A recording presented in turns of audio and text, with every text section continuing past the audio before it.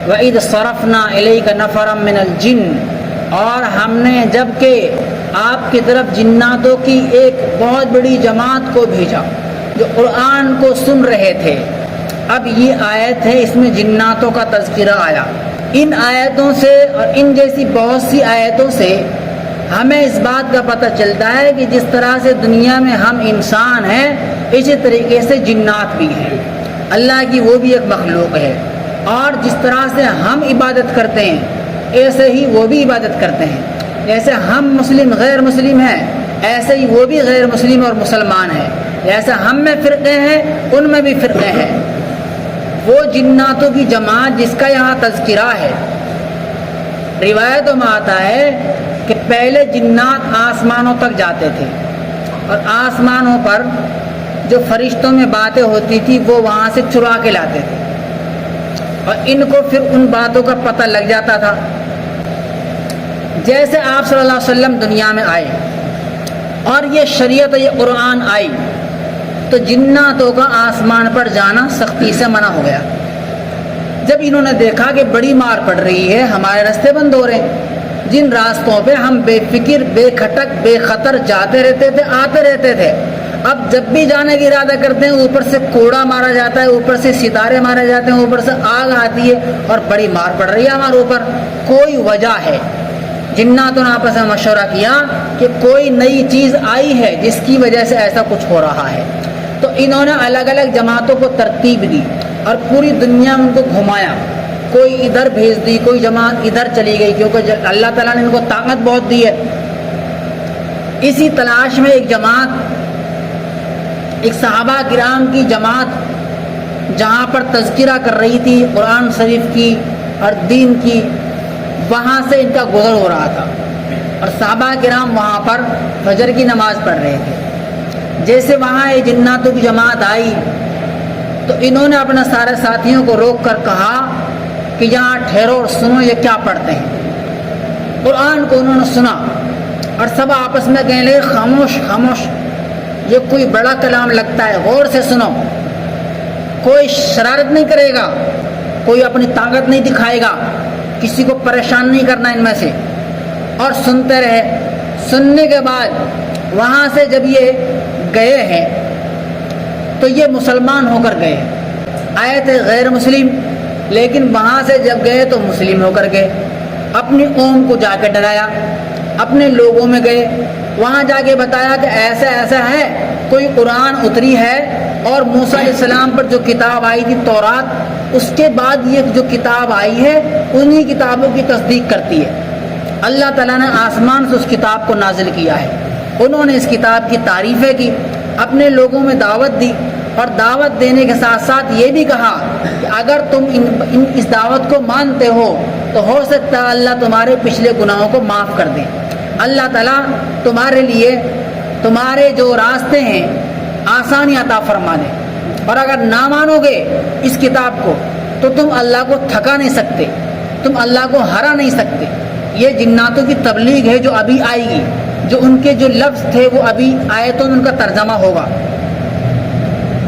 روایتوں میں یہ بھی آتا ہے کہ آپ صلی اللہ علیہ وسلم کو کسی پیڑ نے خبر دی تھی کہ یہاں جنات بھی ہیں، اس کے بعد پھر آپ کو پوری خبر ہو گئی، پھر آپ کے پاس یہ آتے بھی رہا، ان کی جماعتوں کی جو ہے آپ سے ملاقاتیں بھی ہوئی، اور پورا واقعہ سورہ جن میں آئے گا۔ سورہ جن جو 29ویں پارے میں جو سورت ہے وہ پوری سورہ جن ہی ہے، جناتوں کے نام سے، ان کا پورا واقعہ اس میں اچھے طریقے سے آئے گا وضاحت کے ساتھ۔ یہ چل رہا ہے 26واں سپارہ، 3 سپارے اور آگے وہ سورت ہے۔ فرما رہے ہیں کہ وَإِذْ صَرَفْنَا إِلَيْكَ نَفَرًا مِنَ الْجِنِّ يَسْتَمِعُونَ الْقُرْآنَ، جبکہ ہم نے آپ کی طرف جناتوں کی ایک جماعت کو پھیرا، ان کی جماعت کا رخ آپ کی طرف پھیرا، یستمعون القرآن، اور وہ قرآن سن رہے تھے، فلما حضروہ، پس جب وہ وہاں حاضر ہوئے، قالوا انصتوا، کہنے لگے آپس میں خاموش ہو جاؤ، فلما قضی، جب قرآن ختم ہوا، ولوا، وہاں سے وہ واپس ہوئے، الی قوم منذرین، اپنی قوم کو ڈر سناتے ہوئے، وہاں سے واپس ہوئے اپنی قوم کو ڈر سناتے ہوئے۔ قالوا یا قومنا، انہوں نے کہا اے ہماری قوم، اے ہماری برادری، اے ہمارے لوگوں، انا سمعنا، ہم نے سنا، کتاباً ایک ایسی کتاب کو، انزلا جس کو اللہ نے نازل کیا، من بعد موسیٰ، موسیٰ کی کتاب کے بعد۔ تو انہوں نے اپنی قوم سے جا کے کہا کہ ہم نے ایک کتاب سنی ہے قرآن، جو کہ موسیٰ علیہ السلام کے بعد اللہ نے جس کو نازل کیا، مصدقا لما بین یدی، جو اپنے سے پہلوں کی کتابوں کی تصدیق کرتی ہے۔ یعنی ایک تو یہ ہوتا ہے جھوٹ، جو آدمی ہوتا ہے نا وہ اپنے سے پہلے آدمی کو غلط ٹھہرائے گا، وہ زیادہ یہ کوشش کرے گا کہ میں جو کر رہا ہوں مجھ سے پہلوں نے گڑبڑی کری۔ پارٹیوں کو دیکھ لو نا، بڑی بڑی جو یہ آتی ہے نا، 5 سال پہلے کوئی اور تھا، اب یہ آیا ہے یہ پہلے والے کی برائی کرے گا، اس نے تو لوٹ لیا تم کو، اس نے کیا ہی کیا تھا، میں کر رہا ہوں جو کچھ کر رہا ہوں۔ تو دنیا کا یہ جھوٹ جو ہوتا ہے نا، وہ پہلے کو جھوٹا قرار دیتا ہے اپنے آپ کو سچا ثابت کرنے کے لیے، لیکن یہ قرآن ہے، یہ پہلی کتابوں کو سچی بتا رہی ہے، پتہ چلا یہ خود سچی ہے، پتہ چلا یہ خود سچی ہے۔ تو جناتوں نے کہا کہ وہ کتاب ایسی کتاب ہے جو اپنے سے پہلی کتابوں کی تعریف کرتی ہے اور ان کے بارے میں ان کی سچائی بتاتی ہے، اور فرمایا یہدی الحق، وہ کتاب حق کی طرف سجھاتی ہے، وَإِلَىٰ طَرِیقٍ مُسْتَقِیمٍ، اور وہ کتاب ایک سیدھے راستے کی طرف لے جاتی ہے۔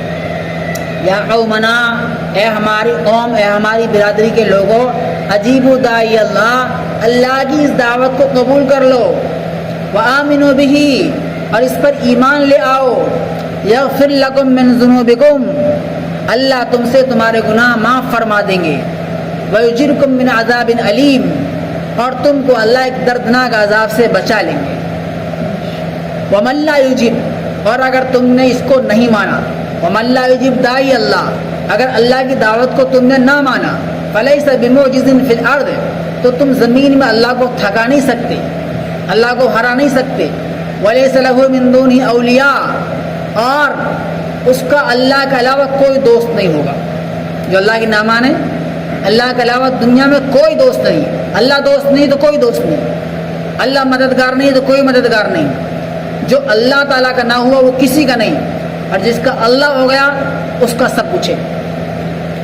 فرمایا اولئک فی ضلال مبین، وہ لوگ بڑی کھلی گمراہی میں ہیں جو اس دعوت کو نہ مانے۔ یہ جنات کن سے کہہ رہے ہیں؟ اپنے لوگوں سے۔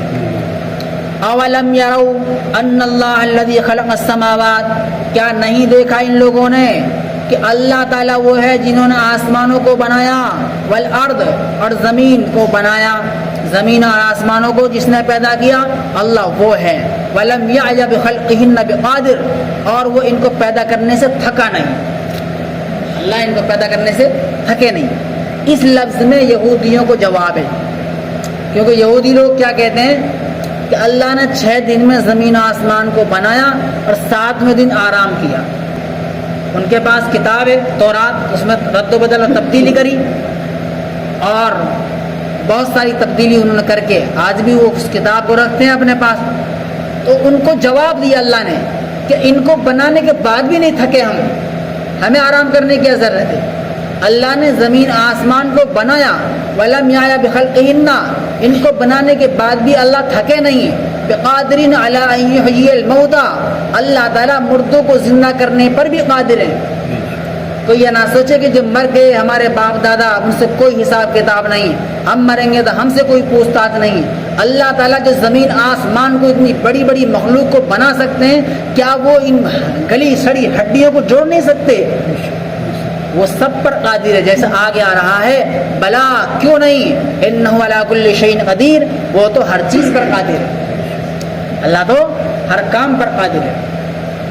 وَيَوْمَ يُعْرَضُ الَّذِينَ كَفَرُوا عَلَى النَّارِ، جس دن کافروں کو جہنم کے سامنے لایا جائے گا، أَلَيْسَ هَذَا بِالْحَقِّ، کہا جائے گا کیا یہ سچ نہیں ہے؟ اب نہیں دیکھ رہا یہ آگ، اس کو بھی جھٹلاؤ گے؟ بہت جھٹلاتے تھے، کیا یہ سچ نہیں ہے؟ قالوا بلا وربنا، تو کہیں گے کیوں نہیں ہمارے رب، آپ کی قسم یہ تو سچے، سامنے آگ ہی ہے، دوزخ ہی ہے۔ قال فذوقوا العذاب، اللہ کہیں گے تو چکھو عذاب، چلو جاؤ جلو اس میں بما کنتم تکفرون، اپنے کفر کی وجہ سے، جو تم کفر کرتے تھے، اللہ کو نہ مانتے تھے، اللہ کی باتوں کو نہ مانتے تھے، اس کے بدلے میں یہ عذاب چکو۔ فاصبر، صبر کریے آپ، اللہ اپنے نبی سے فرما رہے، آخری آیت ہے یہ، اے نبی صبر کریے، کما صبر اولو العزم من الرسل، جیسے کہ اولو العزم رسولوں نے صبر کیا۔ اولو العزم ہمت والے، عزم کہتے ہیں ہمت کو، ہمت والے جو رسول آئے، طاقت والے، صبر والے، انہوں نے جیسا صبر کیا ایسا تم صبر کرو۔ آتا ہے کہ ہمت والے رسولوں میں 5، ویسے تو سارے رسول ہمت والے تھے، لیکن 5 کا نام سب سے اوپر آتا ہے، حضرت نوح علیہ السلام، حضرت ابراہیم علیہ السلام، حضرت موسیٰ علیہ السلام، اور حضرت عیسیٰ علیہ السلام، اور حضرت محمد صلی اللہ علیہ وسلم۔